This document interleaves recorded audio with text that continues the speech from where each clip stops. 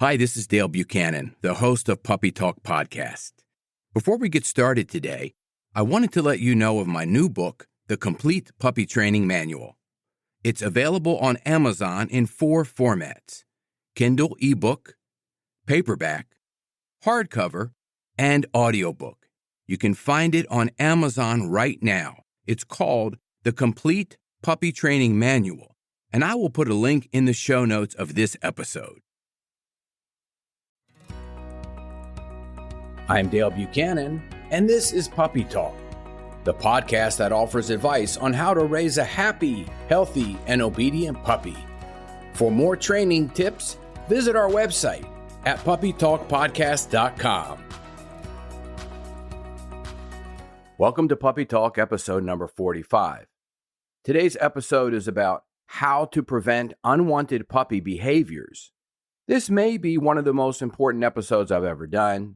I know I say that a lot, but this one, it's actually true. So many times I go to clients' homes and they have a puppy that's exhibiting a behavior that they don't want, such as jumping, barking, chewing.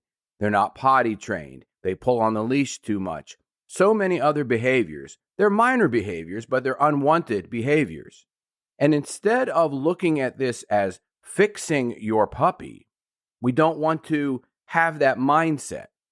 You want to have the mindset of preventing the puppy from even doing it in the first place.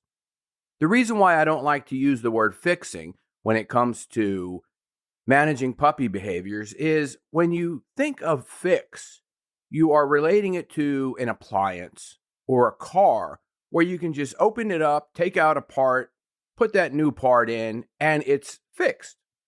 With puppies and dogs, it's not that easy.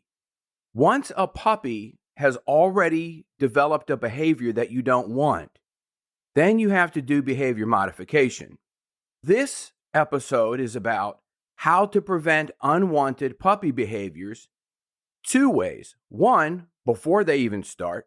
So if you're about to get a puppy or you've just got a puppy the first few days, you want to pay close attention to this first part because this is really, really important. The other thing is, we don't want to be correcting and talking and touching to a puppy once they've been doing these unwanted behaviors for several minutes because it's only reinforcing that behavior. I'm going to expand on both of these in just a second, but I wanted to get it out of the way as a preview of what this episode is actually about. Now let's get started with the first part. I will give some examples of my dog Dixie. When I first got her, I got her May the 5th, 2020. She'll be a year old in about 3 weeks. No, she'll be 2 years old in about 3 weeks. When I got her the first day, she barked once. And I did this, and she looked at me. And she never barked in my apartment again.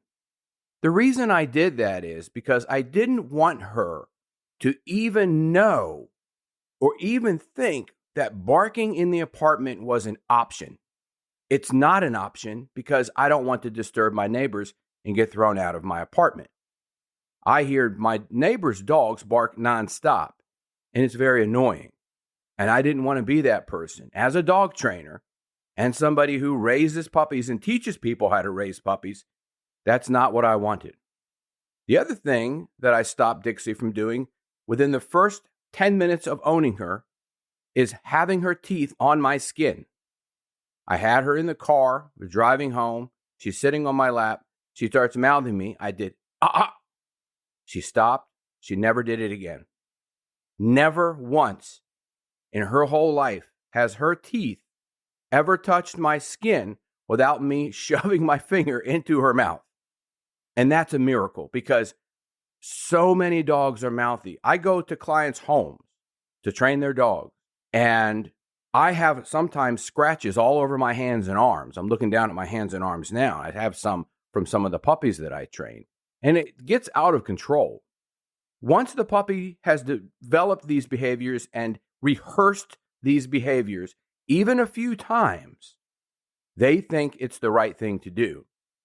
The mindset of most owners is, well, it's okay. They're just a puppy. They're going to bark for a while. They're going to mouth for a while. They're going to jump for a while. It's okay, we'll fix it later.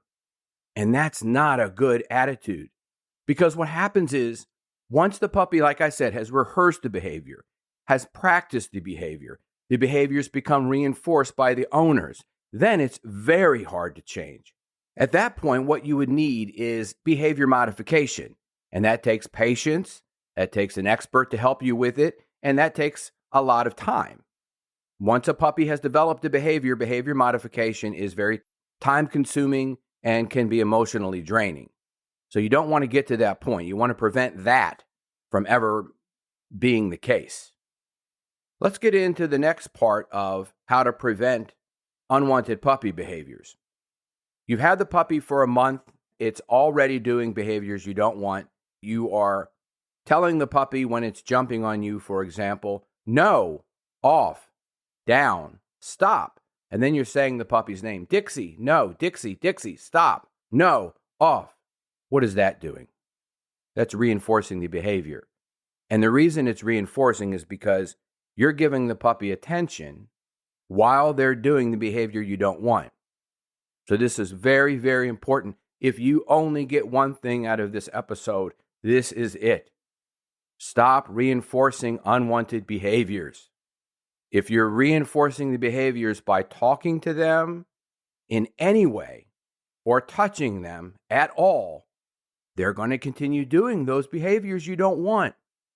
The reason is because they think it's the right thing to do because they're getting attention from you. That vocalizing and touching is a form of affection. The puppies want more affection.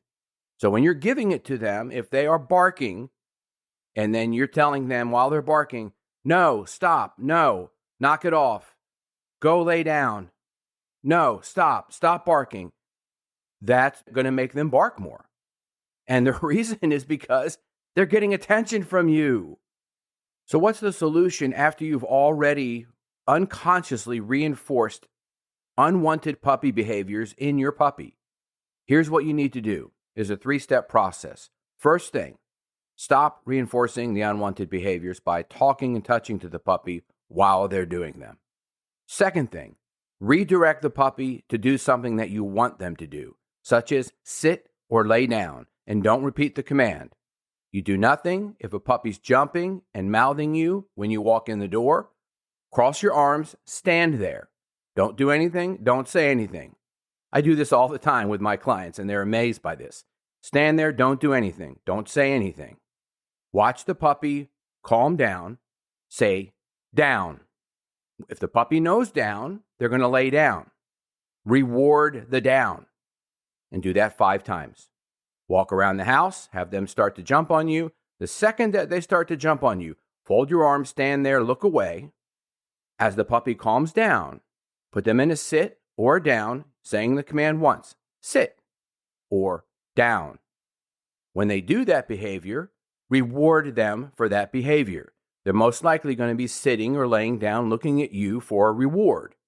You're going to give that to them, either with a food reward or you're going to tap them on the top of the head. Good girl, good boy. That's it. Nothing more than that.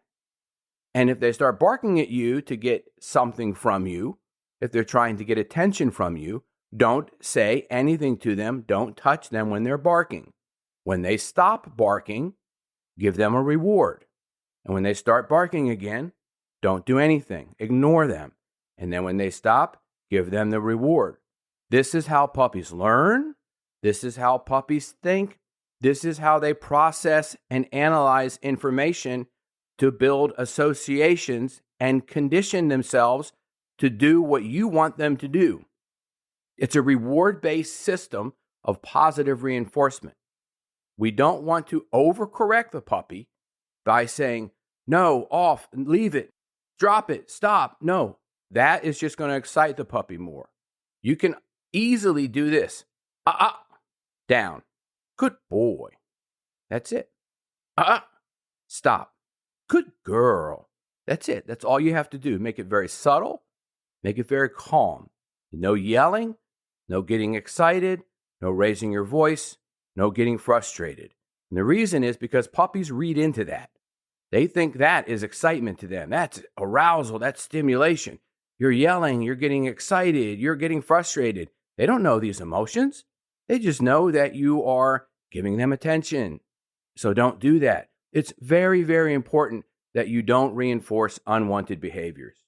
I hope this information is helpful to you. And remember, check out my website, puppytalkpodcast.com, and also the link on the website, Buy Me a Coffee, because I have 2 new services there. One is a membership for $5 a month, where you can get exclusive content that's not on the podcast. And another is you can purchase a consultation with me. It's a 30-minute phone or Zoom consultation, and it's $50. If you need one-on-one assistance with raising your puppy and you're having issues, that service is now available through the Buy Me a Coffee link on the website, puppytalkpodcast.com. Have a great day. This is Dale Buchanan, host of Puppy Talk Podcast. I have an announcement of a new book that I just published called Potty Training Your Puppy. It's available on Amazon in Kindle and paperback, soon to be available on audiobook. You can find out all the details of this book using the link in the show notes. It's called Potty Training Your Puppy. It's a comprehensive book with a simple and effective way to help potty train your puppy, and it really works. Check out the link in the show notes.